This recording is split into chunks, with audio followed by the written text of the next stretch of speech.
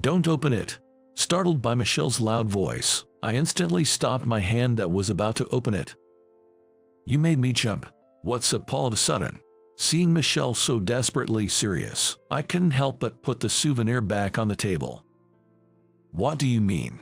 When I asked Michelle, she hurriedly showed me her cell phone screen. It might be confusing to hear this out of the blue, but I think I might know what this is about. What? I couldn't grasp the meaning of her words and decided to ask for more details. Then, Michelle revealed something unbelievable. My name is James. I'm 37 years old. I have a wife named Michelle, who is 2 years younger than me. Michelle and I went to the same high school and were close friends since our student days. We had no romantic feelings for each other at the time and were just good friends. However, at the age of 25, we happened to meet again at a local bar and started dating, which eventually led to our marriage. Michelle is an excellent cook and has a gentle personality. When I come home from work, she always comforts me and waits with delicious home-cooked meals, making her a wonderful wife. However, for the past 10 years, I haven't been able to spend much time with Michelle. The reason is that I was assigned to a 10-year overseas assignment by my company. I find my job fulfilling, and I took a positive view of participating in the overseas expansion of the company, so I have no regrets.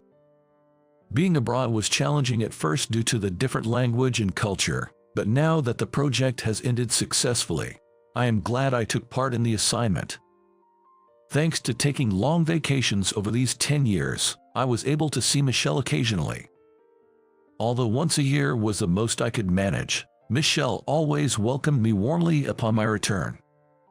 Initially, I was anxious about the long-term assignment, but thanks to Michelle's kindness, we have been able to maintain a harmonious relationship. After completing the overseas assignment and taking a few days off, I was doing the final check of my report in preparation for returning to the main office the next day. Are you still up? You have work tomorrow, right? Maybe you should go to bed soon. While I was looking at the computer documents in the bedroom, Michelle expressed her concern. Thanks, I'm okay. I'm just finishing up the final check on the report. I'll go to sleep in a bit. Responding thus, I turned my attention back to the computer screen. That's good. It'll be nice to see everyone at the office tomorrow after a while. Yeah, I need to make sure not to forget the souvenirs for them. Hearing Michelle mention the office, I thought of my colleagues in the same department. Everyone in the department is nice, and as the one in charge of training the juniors, I've built good relationships with my subordinates. However, there's one person in the department with whom I just can't seem to get along. That person is the department head, Scott, who is in the same sales department as me. Scott is 35, 2 years younger than me. He joined the company right after graduating from college and quickly rose to the position of manager due to his talent. When I joined the company as a mid-career hire, Scott often taught me about the work. We went to the same high school, which was a coincidence, and I heard that he had interactions with Michelle in the same class. I was very happy about this strange connection when I first joined the company. Feeling anxious in an unfamiliar environment, having someone with a common background gave me some peace of mind. Initially, Scott was very kind and friendly towards me because of this connection. However, his attitude changed drastically one day. It was shortly after I joined the company. I had finished my onboarding and was receiving training from Scott to start my full-time duties. We were chatting casually after the training had ended. By the way, James, you're married, aren't you? Yes, I got married about a year ago. Scott noticed the wedding ring on my finger and started the conversation as if he had just remembered. What's your wife like? After a brief chat about married life and our homes, Scott asked me this question. Actually, she's a friend from high school. If I remember correctly, she's the same age as you, Scott. Really? Then I might know her too, right? When I mentioned that Michelle and Scott were the same age, Scott's eyes widened in surprise. As a matter of fact, do you know Michelle Knight? The moment I mentioned Michelle's maiden name, Scott froze. At the same time, I felt a slight tension in the air. Michelle, is that true? After a brief silence, Scott muttered in a faint voice. Yes. Did you know my wife? I felt the friendly atmosphere disappear and asked with a bit of unease. Yes, we had a little interaction during our school days. I had no idea you were married to her. And from that day on, Scott's attitude towards me changed. Whenever I asked about work, he would treat me coldly, and on bad days, he would scold me harshly. There were also times when I wasn't informed about meeting schedules, leading to me being late. Such actions by Scott, which could be seen as harassment, continued until the day I left for my overseas assignment. This overseas assignment was also initiated by Scott's recommendation to the executives. When the company was looking for employees to take on a 10-year overseas assignment, the sales department was asked to nominate some candidates. However, finding candidates was difficult, as many in the sales department, including myself, had families. Seeing this, Scott secretly recommended me to the executives. At the time, I had just moved into my dream home and had not considered a 10-year assignment at all. But by the time I realized it, the recommendation had progressed too far, and it was difficult to decline. When the executive director, Ken, brought up the overseas assignment, I asked Scott what was going on. Scott, I just heard about the overseas assignment from Ken. He said you recommended me because I was eager to go. But I don't recall ever saying that. What's going on? I was confused and hurriedly asked Scott for clarification. What? But James, you said you wanted to contribute more to the workplace, right? So I thought I'd do you a favor and recommend you. Scott replied with a smirk to my question.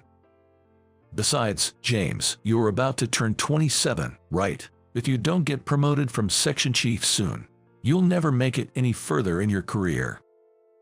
Continuing, Scott looked at me with a dark smile. Indeed, I do want to continue contributing to this company. However, I had just bought a home and considered a 10-year assignment difficult. It would also be a burden on my wife. As I mentioned my wife, Scott's brow furrowed for a moment. James, are you taking your job lightly? At your age, prioritizing your private life is naive. You're approaching your 30s, right?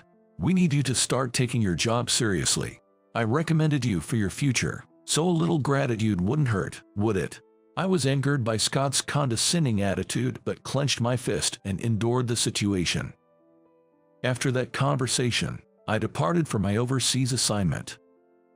As I reminisced about my interactions with Scott in the bedroom, Michelle approached me again, looking concerned. James, are you okay? You look pale. Yes, I'm fine. All right, I've finished the final check. I'm going to bed now. With that, I settled into bed. The next day, I returned to the main office for the first time in 10 years. After greeting my colleagues with souvenirs, I sat down at my desk. The office had changed in the last 10 years, with renovations and new equipment. My desk had also been replaced with a brand new one. For a while, I looked around the office as if everything was new to me. Then, I noticed Scott arriving at work. He was carrying a large paper bag. He must have gone on a trip somewhere. As I thought about it, Scott began distributing items from the bag to the other employees. After giving souvenirs to everyone, he came over to me last and pulled out a large box from the bag. Good morning. Long time no see. Actually, I went on an overseas trip last week on paid leave. I bought a souvenir for you, James. So make sure to open it when you get home. After finishing his sentence, Scott handed me the box he was holding. It was carefully wrapped so its contents were not visible, and it felt somewhat heavy. Although I was curious about what was inside the box, I remembered that I had also brought back souvenirs from my overseas assignment and hurriedly responded. Thank you, I also brought back some souvenirs from my business trip, so please have some." As I said this, I handed Scott the local souvenir I had purchased for him. Scott accepted the souvenir and simply replied with a thank you. It seemed like Scott was in a very good mood today. I could tell he was in high spirits from his smiling face and cheerful tone. "How was your overseas assignment?" "Well, there were many challenges, but I'm relieved that we managed to complete the project on schedule. This should further expand our business at the overseas branches." Scott and I talked about the overseas assignment for a while. After I had finished explaining the project, Scott asked another question. "So, did you manage to return home during your trip?" "Yes, I was able to take annual leave once a year, so I managed to come back a few times." Upon hearing this, Scott briefly smiled slyly. "I see, it's hard to come back from overseas often, but I guess your wife must have had a good rest, right? I often hear that wives are busy with household chores every day when their husbands are around." "Well, yes, I suppose my wife was able to enjoy a relaxed life in our new home." I responded to Scott's question accordingly. I had always thought this, but Scott often brought up Michelle. Although it wasn't too strange since they were high school classmates and knew each other, Scott's eyes always seemed to be probing something whenever he talked about her. Each time, I replied with non-committal answers, but I wondered if I was overthinking things. With these thoughts, I finished my day's work and returned home. "Hello." As I announced my arrival at the entrance, Michelle came out from the living room to greet me. "Welcome back. How was your first day back at the head office after such a long time?" Everyone seemed well, which was reassuring, and the sales department got 6 new recruits this year. It was quite lively thanks to them. While having this casual conversation, I handed Michelle the paper bag containing the souvenir Scott gave me in the morning. "This is from Scott, the department head. He went on an overseas trip last week and brought back a souvenir." "From Scott. It's quite big, isn't it? I wonder what's inside." Michelle looked intently at the souvenir I handed her.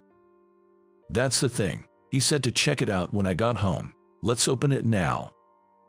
Saying this, I sat on the living room sofa and started to unwrap the souvenir.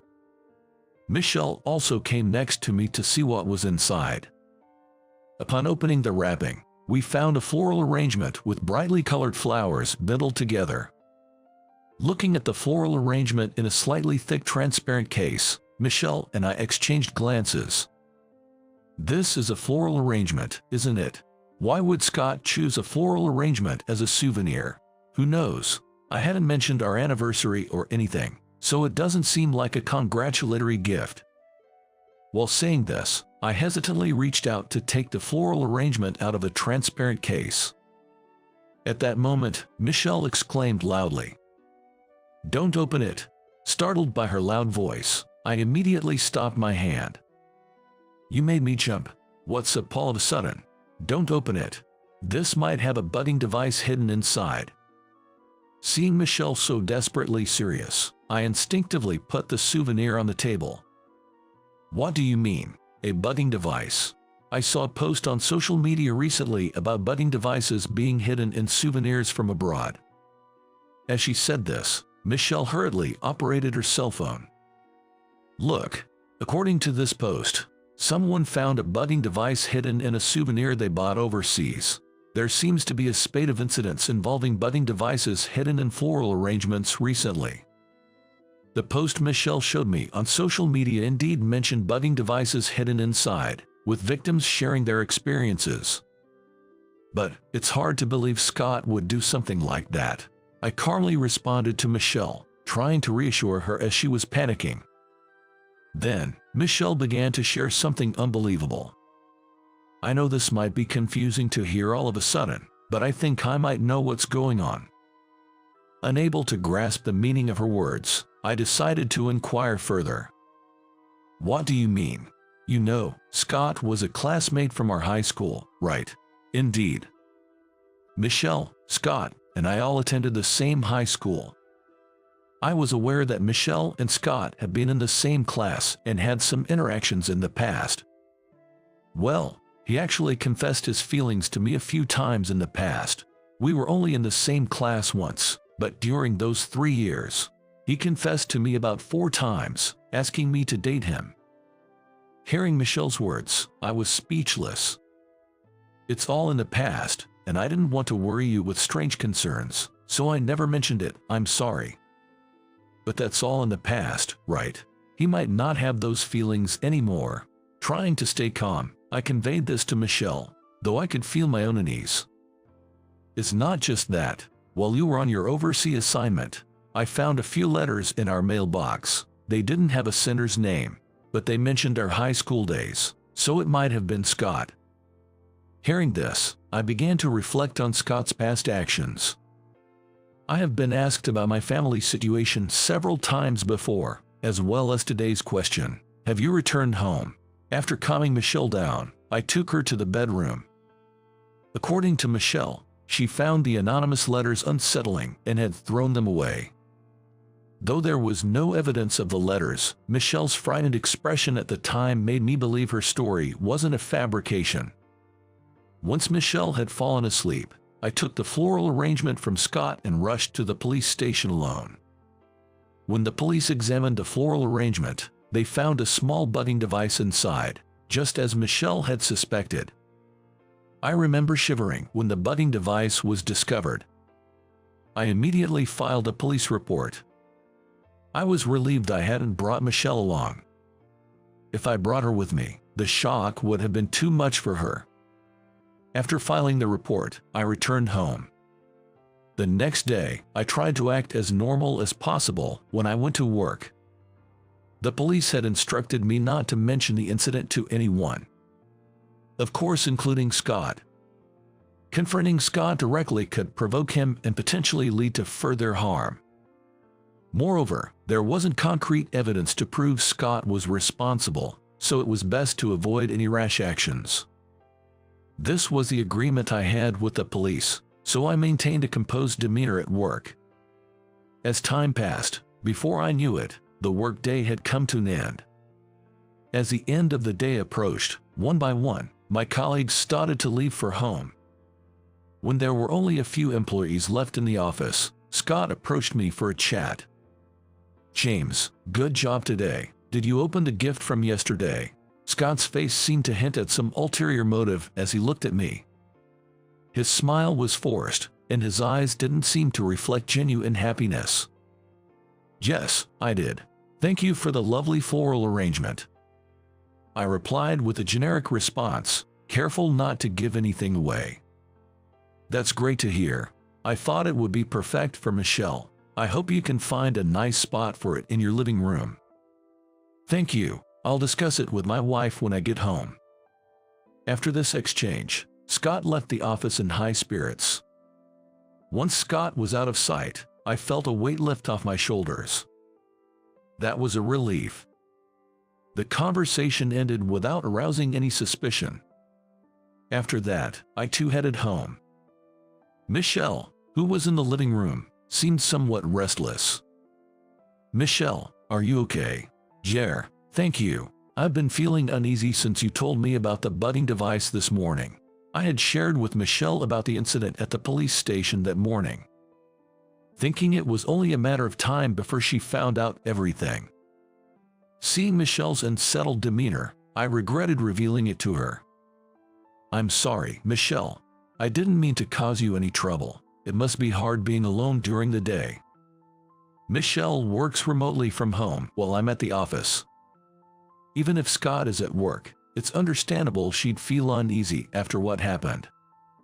It's bound to be unsettling. It's okay. If the police have accepted their report, they must be conducting a thorough investigation. Besides, you must have been more frightened today, James. Did Scott say anything to you? Even in such times, Michelle's first concern was for me. Hearing her words, I felt grateful once again to have her by my side. He asked if I had opened the gift, but that was all. He didn't ask anything else. From the look on his face, I think he believes the floral arrangement is still in our house. Upon hearing this, Michelle seemed slightly relieved and returned to the kitchen. 3 days had passed since my return to the main office, and it was my first day off. For some reason, I woke up earlier than usual and was having a coffee alone in the living room. Then, suddenly, the house's doorbell rang. Who could it be this early in the morning? As the bell rang, I checked the time. It was almost 7 a.m. Suspicious, I slowly approached the intercom. Then, I heard a loud knocking on the front door. The knocking was forceful, indicating urgency. Rushing to check the intercom monitor, I saw Scott's figure displayed. Even as I observed, the knocking didn't cease. Worried it might disturb Michelle or the neighbors, I mustered my courage and opened the door, keeping the chain on for safety. "Scott, what brings you here so early?" I asked cautiously, and Scott glared at me with an intensity I had never seen before. "You reported me to the police, didn't you?" That single sentence made everything clear to me. "Last night, the police came to my house. They questioned me till dawn about the budding device and the floral arrangement I gave to you." Scott's eyes were bloodshot, almost as if he was ready to lash out. "Please, calm down. I simply asked the police to investigate the budding device. If you are truly innocent, the investigation will prove it." As I spoke, Scott began to mutter under his breath. "You always act so cool, looking down on me. Even when I harass you, you remain unfazed. Why did Michelle choose someone like you? Why not me?" Scott's words were filled with jealousy towards me and affection for Michelle. Then, I heard footsteps descending the stairs. "James, who are you talking to?" Hearing Michelle's anxious voice, I immediately told her go back upstairs. But Scott, hearing her voice, spotted Michelle through the gap in the door. "Michelle, why did you go to the police? I only wanted to protect you." "Scott, why are you here?" Michelle, seeing an unexpected visitor at the door, was visibly distressed. "Scott, did you just admit to planting the budding device?" "Yes, I did. But budding device sounds so malicious. I sent it to protect Michelle." "Is that so? Well, now that we have the evidence on tape, I'll have to report this to the police." "Wait, what?" With that, I dialed the police on my cell phone. Soon after, the police arrived at our home, and Scott was taken to the station. The audio recorded by our intercom's camera was enough evidence for the police to arrest Scott. 2 months have passed since that day. The incident with Scott became widely known within the company, leading to his dismissal. During police interrogation, Scott revealed that he had harbored feelings for Michelle since their school days and was displeased to see a subordinate happily living with the person he liked. Moreover, when the police searched Scott's home, they found several draft letters addressed to Michelle, suggesting his unrequited affection. As a result, Scott was sentenced to prison, and the situation was successfully resolved. Michelle and I continue to live happily in our home. Once my work settled down, we finally completed all the moving tasks for our dream home. "Michelle, are you feeling all right?" "Yes, I'm fine. Dr. Smith at the clinic said the baby is growing well." Michelle said this while gently stroking her belly. "That's great to hear. Let's keep building a happy family together." "Yes, with you, James, I'm sure we'll have a joyful home forever." We exchanged smiles, looking forward to our future together.